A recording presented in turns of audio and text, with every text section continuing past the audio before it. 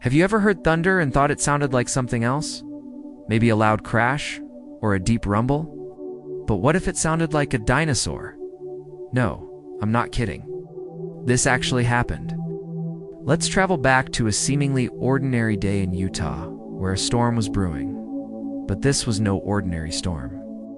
As the dark clouds gathered and the first drops of rain began to fall, residents started hearing something truly bizarre. It wasn't the usual clap of thunder. It was a deep, guttural roar that seemed to echo from the very heart of the storm clouds. People were baffled. They recorded the sounds on their phones, sharing them online, asking, "What is this?" The audio clips went viral. Some thought it was a prank, a clever sound effect dubbed over storm footage. Others were genuinely spooked. The sound was primal, powerful, and eerily familiar, like something you'd only hear in a movie. It was a sound that didn't belong in the 21st century. It sounded ancient. This is where the story takes an even stranger turn. A team of audio experts and paleontologists got their hands on these recordings. They ran a detailed spectral analysis, breaking down the sound into its core frequencies.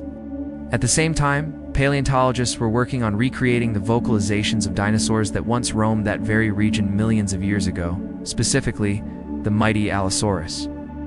The Allosaurus was a large carnivorous dinosaur, a top predator of the late Jurassic period. Fossils of this formidable creature are abundant in Utah, which is how we know so much about its anatomy. Using computer models based on the fossilized remains of its vocal tract and resonating chambers in its skull, the scientists managed to generate a simulation of what an Allosaurus might have sounded like. They created a digital roar, a sound that hadn't been heard on Earth for 150 million years. Then came the moment of truth. They compared the sound from the storm with their simulated Allosaurus roar. The results were stunning. The frequency, the pitch, the cadence, it was a near-perfect match.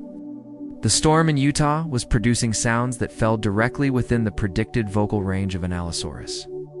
The raw, terrifying roar from the sky was indistinguishable from the scientifically reconstructed call of a prehistoric predator. How is this even possible? The scientific community was buzzing with theories. One leading explanation involves something called acoustic resonance. The idea is that the specific atmospheric conditions within the storm, the temperature, the humidity, the air pressure, and the way ice crystals and water droplets were colliding created a massive, natural resonating chamber in the clouds. As lightning discharged and thunderclaps erupted, the sound waves were funneled and shaped by this unique atmospheric structure, unintentionally mimicking the vocal apparatus of an Allosaurus. Think of it like blowing across the top of a bottle to create a specific note, but on a colossal atmospheric scale. But that's just one theory. And honestly, it doesn't even cover the weirdest part of the incident. While audiologists and paleontologists were scratching their heads over the sound, meteorologists were staring at their radar screens in disbelief. The storm was being monitored by the local weather station, and their advanced Doppler radar was picking up something that made no sense. Deep within the storm clouds, at an altitude of several thousand feet, the radar detected an object. This wasn't a plane, a weather balloon, or any known atmospheric phenomenon. The radar signature indicated a solid object, approximately 12 meters long. For reference, that's about 40 feet, roughly the size of a school bus. And it wasn't stationary. It was moving. The object was traversing through the storm clouds, its movement seemingly independent of the wind currents. Its trajectory was smooth and deliberate. The connection was immediate and chilling. The 12-meter length of the object detected on radar was eerily consistent with the average size of an adult Allosaurus. Could it be a coincidence? 12-meter-long object moving through a storm that was simultaneously producing sounds identical to an Allosaurus roar? The odds of that happening by chance are astronomically small. It's a convergence of data points that defies easy explanation. The radar data added a whole new layer of mystery. The acoustic resonance theory, while plausible for the sound, couldn't explain the 12-meter moving object. What was it?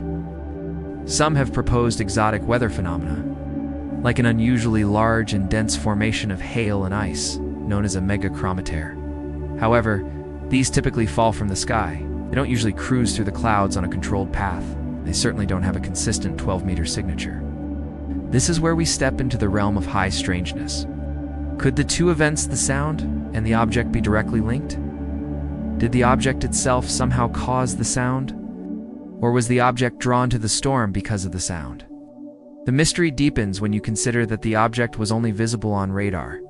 To the naked eye, there was nothing but roiling storm clouds. It was a ghost in the machine.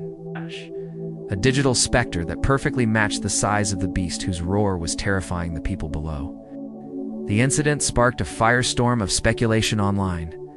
Theories ranged from the scientific to the truly fantastic. Is it some kind of atmospheric mirage, a complex auditory and radar illusion created by the unique conditions? Or could it be something more? Ideas about time slips, dimensional portals opening within the storm, or even top-secret government experiments using holographic or acoustic technology were thrown around. The idea of a chronovortex became popular in some circles, a temporary rift in space-time caused by the massive electromagnetic energy of the storm, briefly allowing a glimpse, or at least a sound and a radar echo, from the Jurassic past to bleed into our present. It sounds like science fiction, but when faced with such extraordinary evidence, you have to consider extraordinary possibilities. The data is what it is: a sound that matches a dinosaur, and a radar signature that matches the same dinosaur's size, both appearing in the same place at the same time.